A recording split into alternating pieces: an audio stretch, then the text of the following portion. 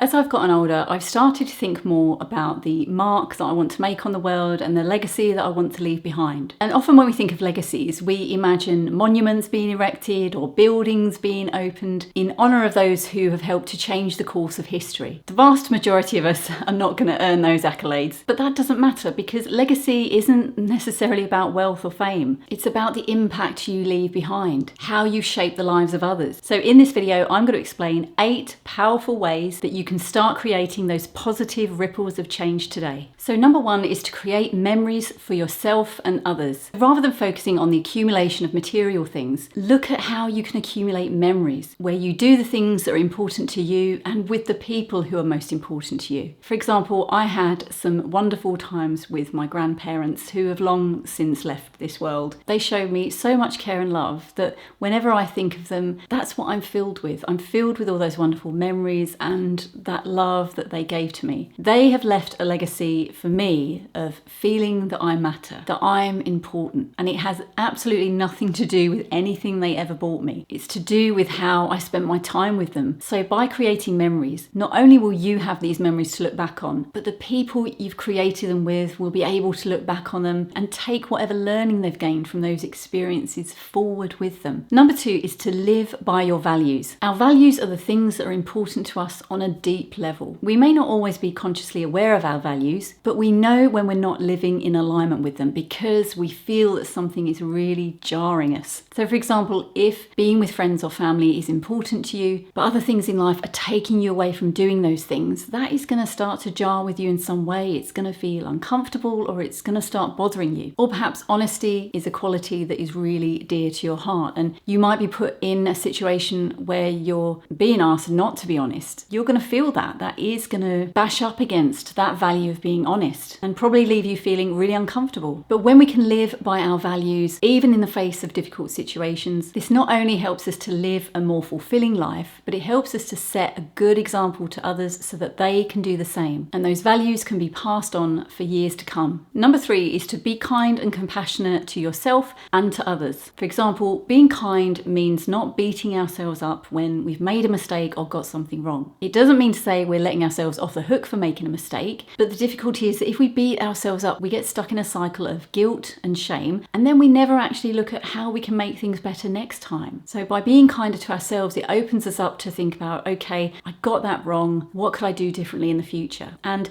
by extension, when we're able to be kinder to ourselves, it means we can be kinder towards others. When we can give other people our compassion, when we can stop them from moving into a cycle of guilt and shame about the mistakes they've made, that is really powerful in terms of helping them move forward and helping them think about ways that they can do better in the future. And in turn, they can learn to be compassionate to other people as well. Number 4 is to give without the expectation of receiving. Too often in life, people give to others conditionally, whether that be love, time, energy, or money. And when this happens, the message spreads that nothing is for free, that if someone does something for us, they're going to expect something in return. And I'll be honest, when someone has helped me and not expected anything back, it's shocked me and taken me by surprise because so often people do want something in return. But it's left me feeling extremely humble and grateful that someone would help me and not want anything back. It's helped restore my faith in humanity, if you like. So don't underestimate the impact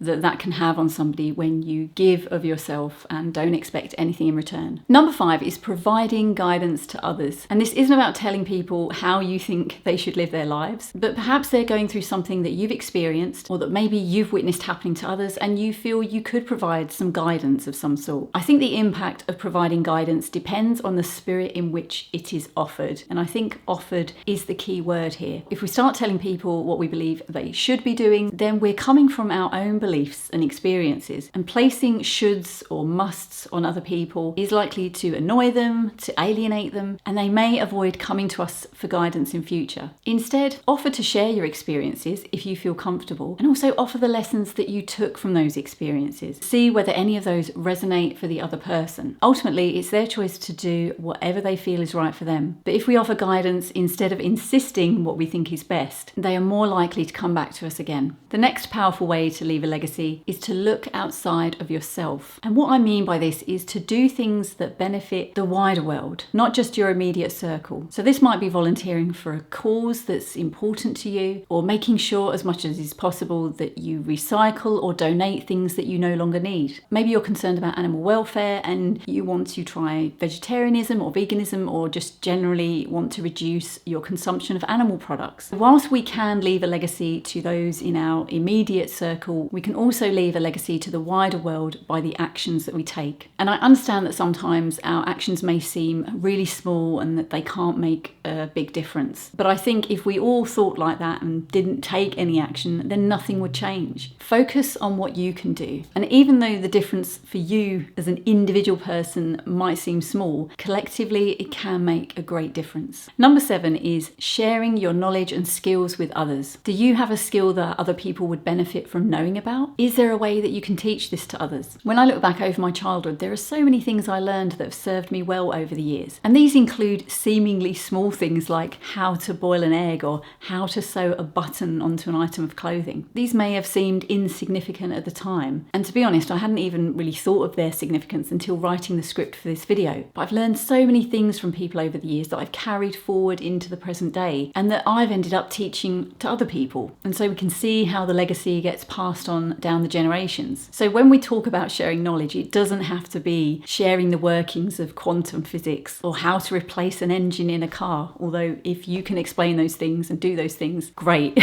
Feel free to teach them to others. But it can be a seemingly small thing that can make a huge difference to someone's life. The next powerful way to leave a legacy is to listen. And I say this as someone who has worked in mental health and witnessed the power of listening firsthand. When we have conversations with others who are troubled and they really want to speak to somebody, we might be tempted to offer solutions and turn the conversation onto ourselves by sharing a similar experience we've had and explaining how we dealt with it. And usually that comes from a place of wanting to help. But what I found often is that people don't want a solution. They just want someone to listen and really hear them. I remember the first time I went to see a mental health counsellor. It was the first time someone had really listened to me without dismissing my experience or without making it all about themselves. It was a hugely powerful experience that left such a mark on me that I went on to train as a mental health professional myself. That counsellor will never know the mark that they made on my life, but their legacy, at least as it relates to their work with me, is that I experienced what it was like to be offered an unconditional listening ear, and I then went on to offer that same powerful experience to others. Never underestimate the difference you can make by just listening and really hearing what someone else has to say. And never doubt the legacy that you can leave behind, no matter how small it seems. Take good care, and I'll see you again soon.